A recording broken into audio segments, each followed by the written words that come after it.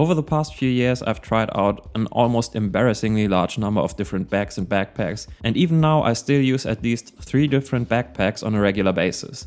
My main EDC backpack, my big camera backpack, and a sort of secondary EDC backpack that is more weather resistant and therefore often my choice when I use my bicycle to go to work, because that journey takes me about an hour each way. Since I am switching between different backpacks on a regular basis, I decided a long time ago that I wanted to have my gear organized in such a way that I could easily transfer the most important items from one bag to another, thus minimizing any potential for me to forget any of the essentials.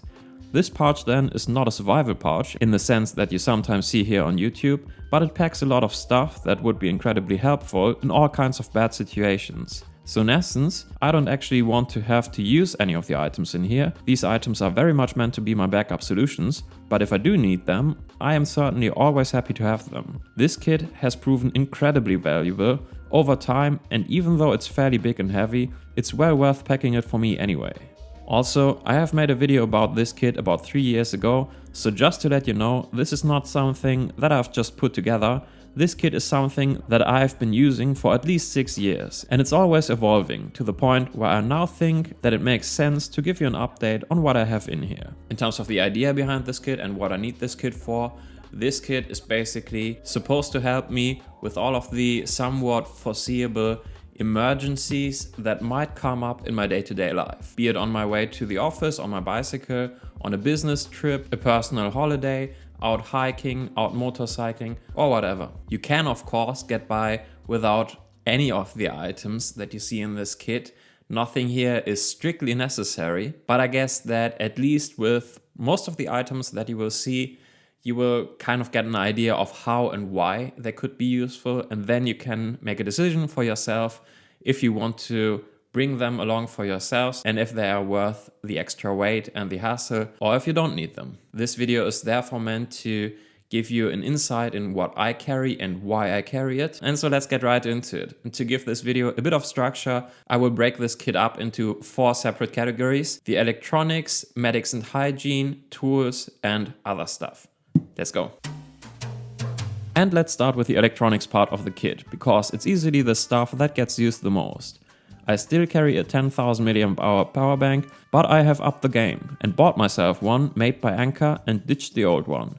The one I used before was a lot smaller and thinner, and therefore easier to pack, and it also featured a neat little display which gave me an exact percentage of how much charge I had left, whereas the Anker power bank only has this rough LED charge indicator. So on the face of it, the Anker power bank looks like the worst choice, and that is even before you find out that the Anker power bank also costs a lot more.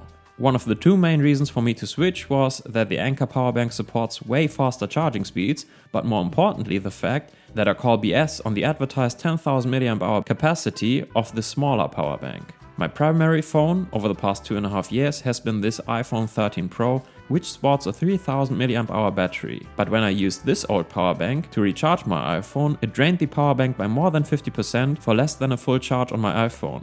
And yeah, it's rare that I ever need to recharge my iPhone more than once while I'm on the go, but it happens, especially when I'm on the road on a holiday where maybe I didn't get a chance to recharge my power bank for a few days in a row. So yeah, I want that peace of mind and the faster charging speeds, and therefore I have invested in this power bank, which has worked flawlessly. The power bank is, however, more of an emergency item. If I have the chance, I will always use this guy first, which is a power plug, also made by Anker. Just as a side note, I am in no way affiliated with Anker, I just like their stuff. This wall plug is a good compromise between power output and still maintaining a somewhat small and portable form factor, especially with the foldable wall end. It features a USB Type-A and 2 USB Type-C ports, and it can charge my devices with up to 100 watts, so I can actually use it to recharge my iPad or even my big-ass 16-inch M1 Pro MacBook Pro. I have been traveling a lot over the past few months, both for business and personal reasons, and by now I often don't even bother to pack a separate wall outlet for my devices because this one just does it all, at least here on mainland Europe. Good stuff, would recommend.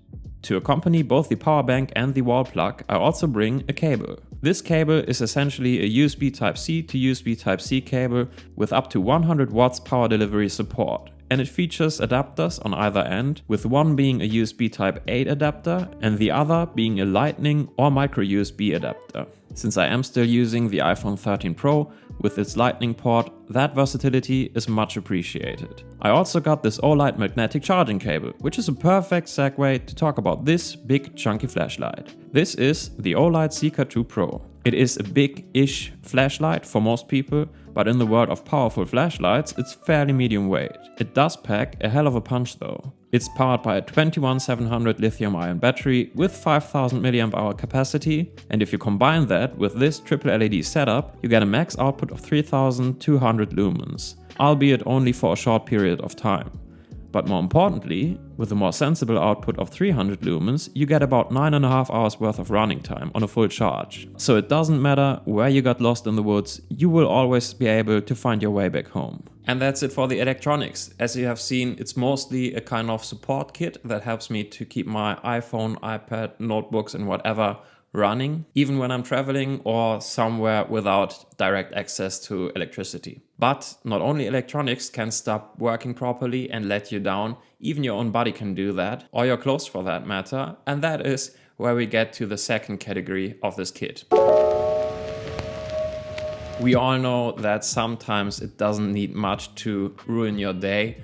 Everything from a headache to an upset stomach to a lack of sleep, allergies, or something as simple as a spilled coffee on your shirt or a tear in your pants, and your day is pretty much done. I have decided to pack a few things in here to sort of soften the blow of whatever shots life might fire at me. First of all, I do pack an asthma spray, which thank God I pretty much never need, but if I need it, I really want to have it with me.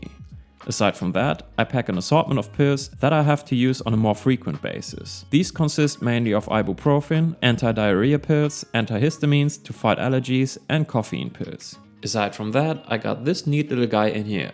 It's called a Heated, and with it you can stop mosquito bites from itching. Just plug it into your iPhone and select the strength in the app. It heats up the front end, which you then have to press onto the insect sting, thus killing the proteins that irritate your skin, but with a temperature that is not so hot that it would damage your skin. This was a goddamn lifesaver over the past few years, especially for those summer evenings at Lake Como. I also bring a few disinfectant wipes and plasters to deal with minor scratches, cuts and wounds, and I also got a full-sized pair of tweezers in here for those stray hairs as well as splinters. I also do have an emergency blanket in here. It's small and lightweight enough to just pack it, and even though this is definitely more of an actual emergency item, I had to use the emergency blanket in the past to fight the onset of hypothermia, and I could actually also use this as an emergency shelter item if I had to. There are other kinds of accidents though that might not lead to injury, but maybe to a stain on your shirt or a hole in your pants, and to help with that, I also pack a Tide to Go as well as a small sewing kit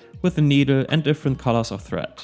The Tide to Go is just your basic on-the-go stain remover, and while it's not magic, it's certainly helpful to make all kinds of stains at least less visible or disappear altogether. Good stuff, and I go through one of these about every year or so.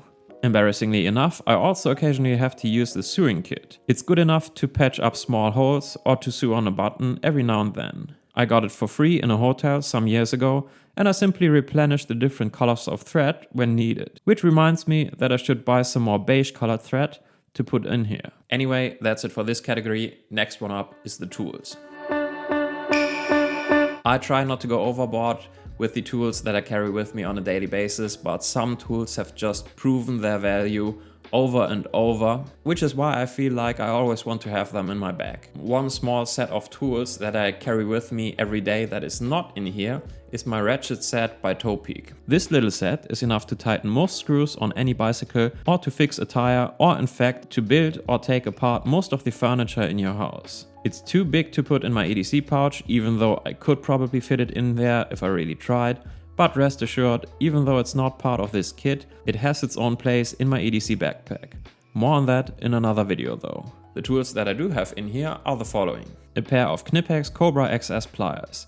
I don't think I really need to introduce these, as they seem to be a standard tool amongst EDC enthusiasts all over the world, and for good reason. These pliers might be tiny, but they are absolutely fantastic, and with their clever mechanism, they are easily strong enough to fasten or loosen most of the bolts on my bicycle or even my motorcycle.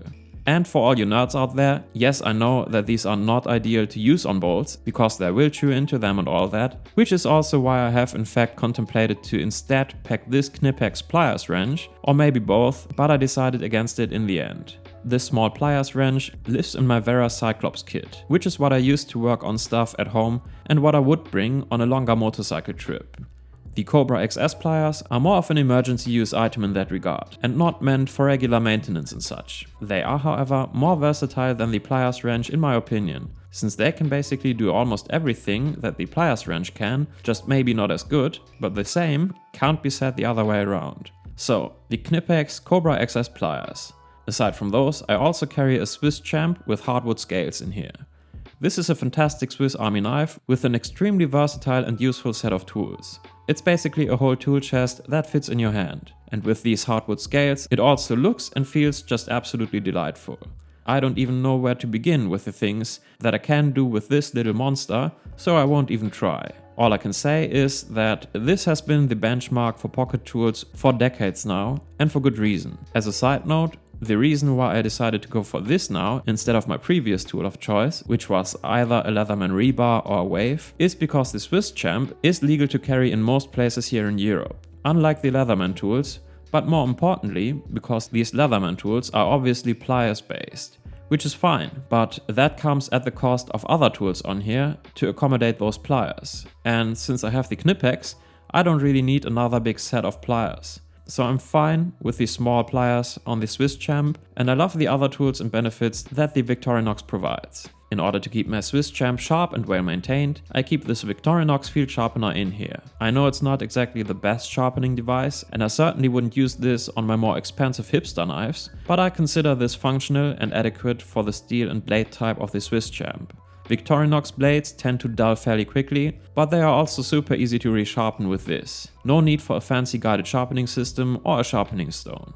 Anyway, other than that, I pack a gasoline powered lighter. I have to refill it every now and then due to evaporation, but I like it. And I also bring a small fire steel just in case. Other than that, there is a tire patch kit in here, in case I need to quickly patch up a hole on my bicycle tire tubes. Also, a bit of duct tape wrapped around a piece of cardboard comes in handy all the time. And that's it for the tools. As the name suggests, this category is a bit random, so I'll make it quick. I keep a bit of cash in here because I've learned the hard way that ATMs and cards won't always work. But you still have to pay for your meals or a tank of gas, so I do recommend to carry some extra cash that is out of reach and only there for emergency use. I also have a small microfiber cloth in here for tactical camera lens cleaning when I'm out and about, a paper IKEA measuring tape, pretty self-explanatory I guess, a small trash bag which I can use for trash on the go or to store wet clothing or whatever, and last but not least, a Sharpie. It writes on everything, it's a Sharpie, it's just useful. All of this is packed into this Maxpedition skinny pouch. It is pretty much stuffed though, not a lot of room to spare, and some might consider this overly large and heavy, but again, its utility is worth the extra weight for me, and because of its layout and shape, it allows me to keep all of my gear neatly organized and easily accessible, and it also just easily stores away right at the bottom of my backpack in its designated space. Good stuff. So, this was a lot. I hope this was still somewhat interesting to you. If it was, I would appreciate a bit of positive feedback by giving this video a thumbs up. If you have any questions about any of the gear that I featured in this video, feel free to leave a question in the comments down below. If you want to know more about the gear that I carry on my person on a daily basis, I got a video for you right here. Anyway, that's it for today. Thanks for watching. Take care. Bye.